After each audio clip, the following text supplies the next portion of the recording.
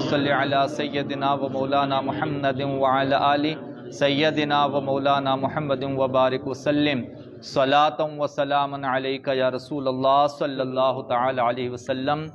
پڑھیں الصلاۃ والسلام علیک یا رسول اللہ، الصلاۃ والسلام علیک یا حبیب اللہ صلی اللہ تعالی علیہ وسلم۔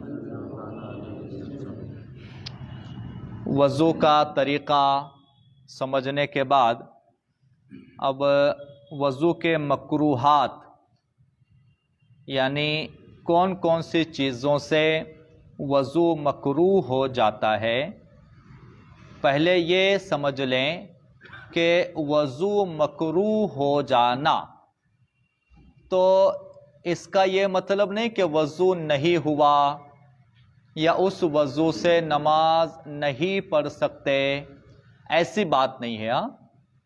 وضو کا مکروہ ہو جانا اس سے مراد وضو نہیں ہوا یا اس سے نماز نہیں پڑھ سکتے، ایسا اس کا معنی نہیں ہے۔ وضو مکروہ ہو جانے سے مراد یہ ہے کہ وہ چیزیں جو وضو میں منع ہے، نہیں کرنی چاہیے، بس اسی کو وضو کے مکروہات کہا جاتا ہے۔ تو کچھ باتیں کل بتائی گئی تھی، جیسے کہ جو ہے گندی جگہوں پہ وضو کا پانی گرانا، جیسا کہ بیت الخلاء میں، یعنی کہ بیت الخلاء جو ہے اس میں وضو کا پانی گرانا، اس سے بھی وضو مکروہ ہو جاتا ہے۔ اور ایک وضو کا مکروہ اور ہے، دیکھیے، ایک ہاتھ سے منہ دھونا، اس سے بھی وضو مکروہ ہو جاتا ہے۔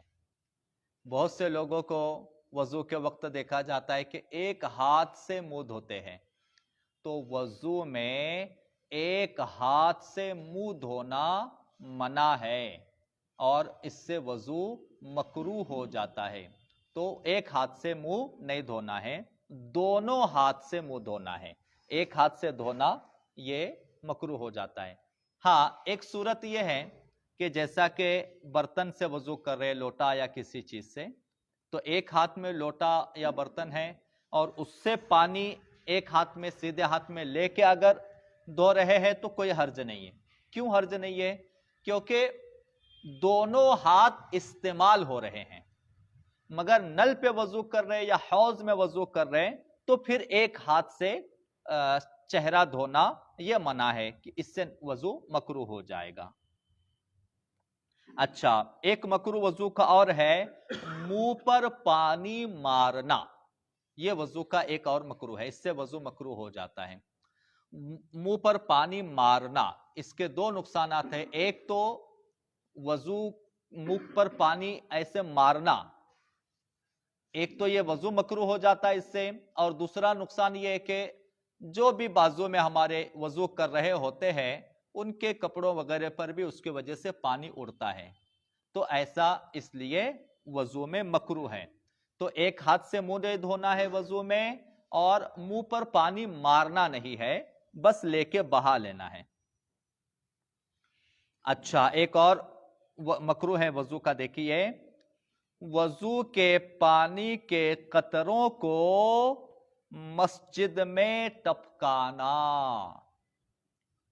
یہ وضو کا مکروہ ہے۔ دیکھیے، آج کل تو کچھ لوگوں کا ایک رواج جیسا بن گیا ہے، جان بوجھ کے، ہم کو تو ایسا لگتا ہے کہ جان بوجھ کے کر رہے، وہ ایسا باقاعدہ لگتا ہے دیکھ کے، وضو خانے میں سے جان بوجھ کے مسجد کے اندر پانی ٹپکاتے ہوئے آتے ہیں، باقاعدہ جان بوجھ کر، ایسا لگتا ہے کہ جان بوجھ کے کر رہے ہیں، جبکہ وضو بھی مکروہ ہو جاتا ہے اس کی وجہ سے، اور دوسری طرف دیکھو تو مسجد کے ادب کے خلاف ہے یہ، یعنی مسجد کے آداب مسجد کا خلاف ہونے کا گناہ یہ، اور دوسرا وہ جب موضوع آئے گا مسجد کے بارے میں تو اس میں وہ چیز آ بھی جائے گی انشاءاللہ، مگر اس سے وضو بھی مکروہ ہو جاتا ہے کہ وضو کے پانی کو مسجد کے اندر ٹپکانا، اس سے وضو مکروہ ہو جاتا ہے۔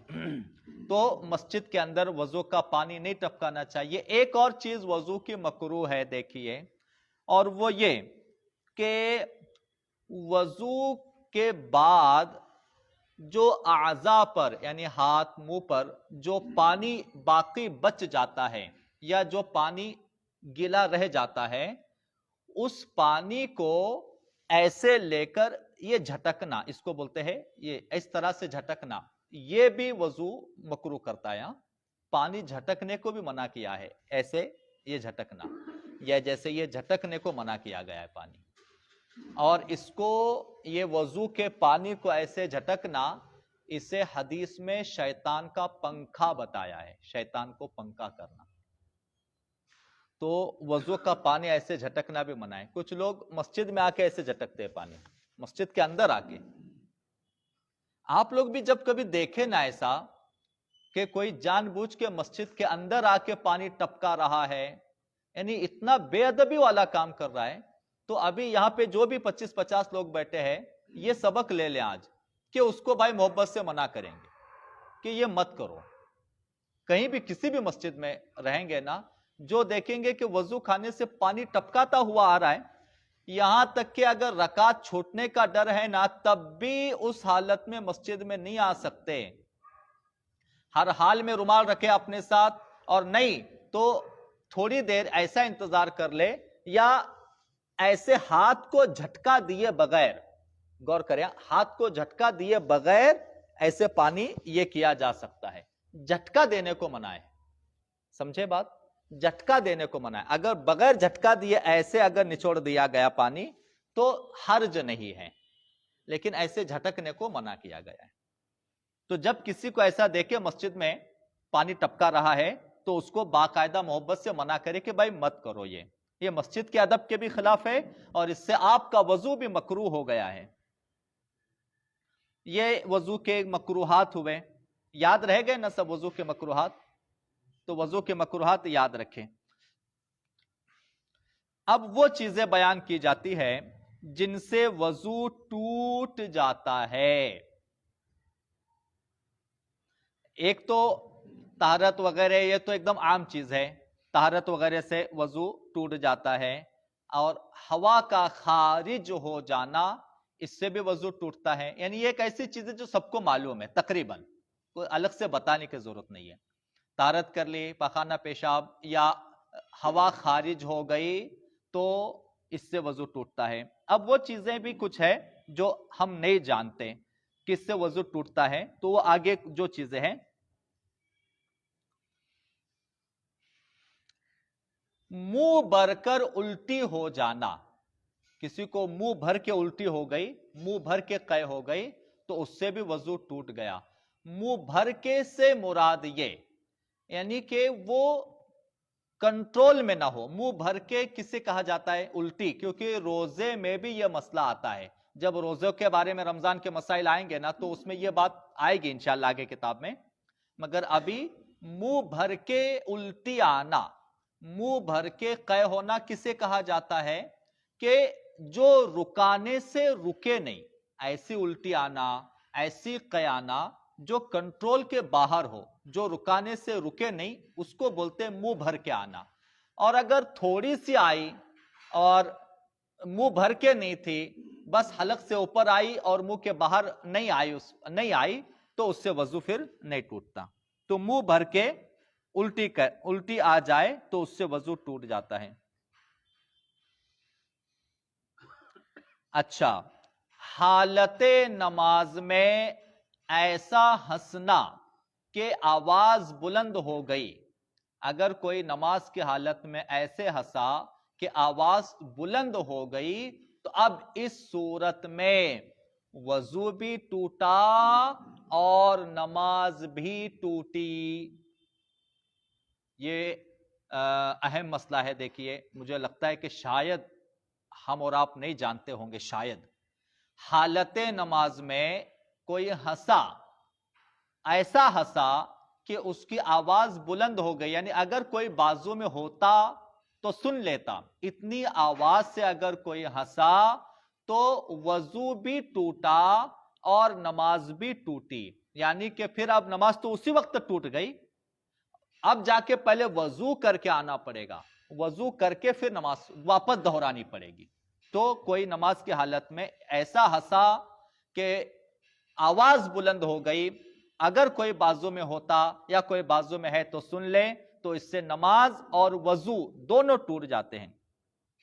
ہاں، ایسا ہنسا کہ بس مسکرایا حالت نماز میں، تو اب مسکرانے سے نہ نماز ٹوٹے گی نہ وضو ٹوٹے گا۔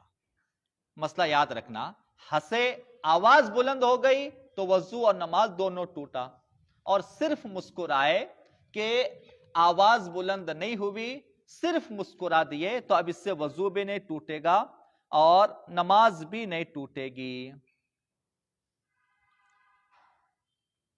مگر اس میں ایک چیز ہے، دیکھیے، مسکرانے سے نماز اور وضو نہیں ٹوٹے گا، لیکن پہلا تو یہ کہ اتنی آواز سے ہنسا کہ بازو والا ہوتا تو سن لیتا، تو نماز اور وضو دونوں گیا۔ ایسا مسکرایا کہ آواز آئی ہی نہیں، بالکل صرف مسکرایا، تو وضو بھی نہیں گیا، نماز بھی نہیں گئی۔ مگر اس کے بیچ میں ایک چیز اور ہے کہ ایسا مسکرایا یا ایسا ہنسا کہ آواز خود کو آئی، بازو والے تک نہیں پہنچی، آواز خود کو آئی، یعنی ایسا ہنسا کہ خود تک آواز آئی، تو اب اس صورت میں بھی نماز ٹوٹ جائے گی، وضو نہیں ٹوٹے گا۔ مگر اس صورت میں نماز ٹوٹ جائے گی کہ خود ہنسا۔ اچھا، 11 منٹ ہو چکے ہیں، اور بھی بہت سارے مسائل ہیں وضو کے ٹوٹنے کے، انشاءاللہ کل بیان